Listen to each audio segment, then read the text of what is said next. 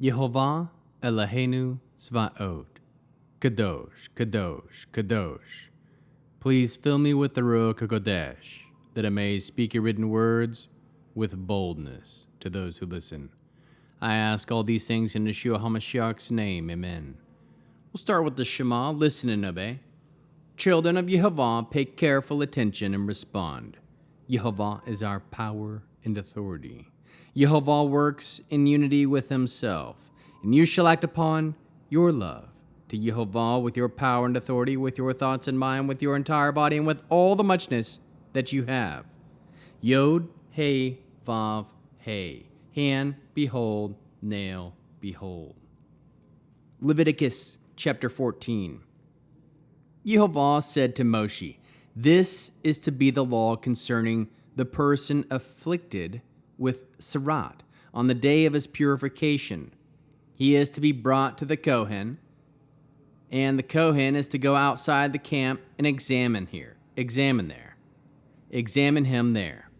If he sees that the Sarat sores have been healed in the afflicted person, then the Kohen will order that 2 living clean birds be taken for the one to be purified, along with cedar wood, scarlet yarn, and hyssop leaves. The Kohen is to order one of the birds slaughtered in a clay pot over running water.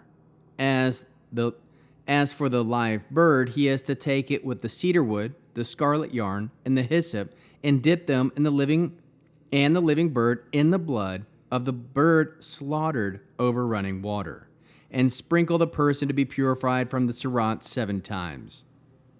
Next, he is to set the live bird free in an open field. He is to be purified, must wash his clothes and shave off all his hair and bathe himself in water. Then he will be clean, and after that he may enter the camp. But he must live outside his tent for 7 days. On the 7th day, he is to shave all the hair off his head, also his beard and eyebrows. He must shave off all his hair, and he is to wash his clothes and bathe his body in water. He is to be clean, and he will be clean. On the 8th day, he is to take 2 male lambs without defect, 1 female lamb in its first year without defect, and 6.5 quarts of fine flour for a grain offering, mixed with olive oil, and 2/3 a pint of olive oil. The Kohen purifying him is to place the person purifying with these items before Yehovah at the tent of meeting. The Kohen is to take one of the male lambs and offer a guilt offering with the 2/3 pint of olive oil. Then wave them as a wave offering before Yehovah. He is to slaughter the male lamb at the place of the sanctuary for slaughtering sin offerings and burnt offerings, because the guilt offering belongs to the Kohen. Just like the sin offering, it is especially holy. The Kohen is to take some of the blood of the guilt offering and put it on the tip of his right ear of the person being purified, on the right thumb of his right hand, and on the big toe of his right foot. Next, the Kohen is to take some of the 2/3 a pint of olive oil and pour it into the palm of his left hand. Dip his right finger in the oil as in his left hand, and sprinkle from the oil with his finger 7 times before Yehovah. Then the Kohen is to put some of the remaining oil in his hand, on the tip of his right ear, and on the person being purified, on the thumb of his right hand, on the big toe of his right foot, and on the blood of the guilt offering. Finally, the Kohen is to put the rest of the oil in his hand of the person being purified, and the Kohen will make atonement for him before Yehovah. The Kohen is to offer the sin offering and make atonement for the person being purified because of his uncleanliness. Afterward, he is to slaughter the burnt offering. The Kohen is to offer the burnt offering and the grain offering on the altar. Thus, the Kohen will make atonement for him, and he will be clean. If he is poor so that he can't afford to do otherwise, he is to take 1 male lamb as a guilt offering to be waved, to make atonement for him. 2 quarts of fine flour mixed with olive oil for a grain offering. 2/3 of a pint of olive oil, and 2 doves or 2 young pigeons, such as he can afford. The one for the sin offering and the other for the burnt offering. On the 8th day, he will bring them to the Kohen for his purification, to the entrance of the tent of meeting before Yehovah. The Kohen will take the lamb of the guilt offering and the 2/3 of pint of olive oil and wave them as a wave offering before Yehovah. He is to slaughter the lamb of the guilt offering, and the Kohen is to take some of the blood of the guilt offering and put it on the tip of the right ear of the person being purified, on the thumb of his right hand, and on the big toe of his right foot. The Kohen is to take some of the olive oil and pour it on the palm of his left hand, and sprinkle it and take some of the olive oil and put it in the palm of his own left hand, and sprinkle with his right hand some of the oil that is in his left hand 7 times before Yehovah. The Kohen is to put some of the oil on his hand and the tip of his right ear, the person being purified, on the thumb of his right hand, on the big toe of his right foot, in the same place of the blood of the guilt offering. Finally, the Kohen is to put the rest of the oil in his hand on the head of the person being purified, to make atonement for him before Yehovah. He is to offer one of the doves or young pigeons, such as the person can afford, whatever means suffice for. The one is a sin offering, and the other is a burnt offering. With the grain offering, thus the Kohen will make atonement before Yehovah, for the person being purified. Such is the law for the person who has serat sores, if he cannot afford the usual elements used for his purification. Yehovah said to Moshe and Aaron, "When you have entered the land of Canaan, which I am giving you as a possession, I will put an infection of serat in a house in the land that you possess.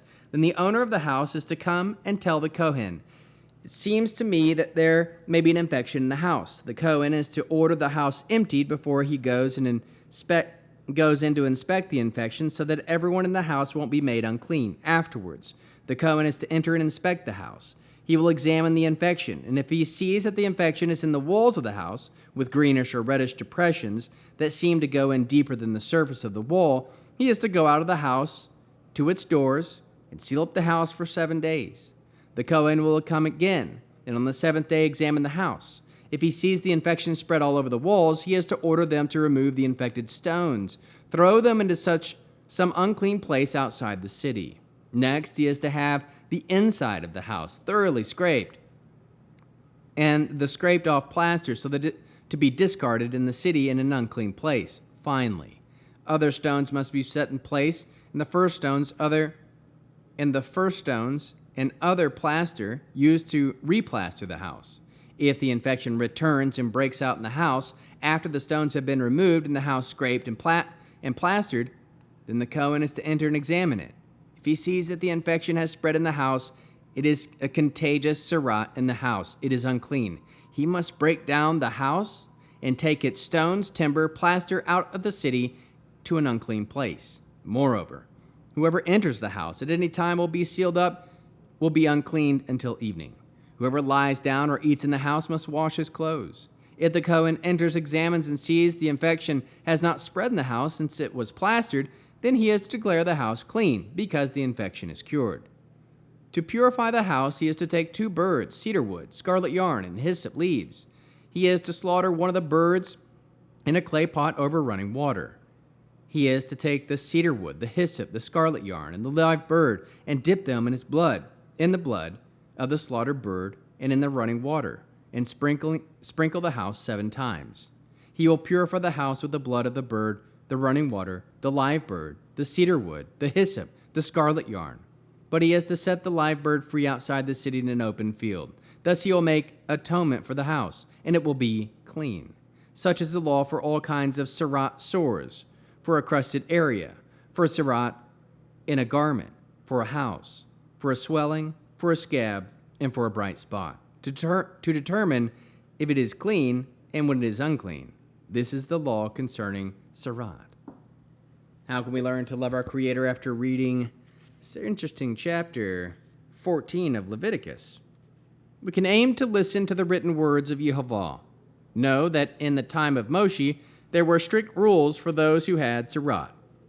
Know that even when someone was finally clean before the Kohen, there was still a blood offering that needed to be made for atonement.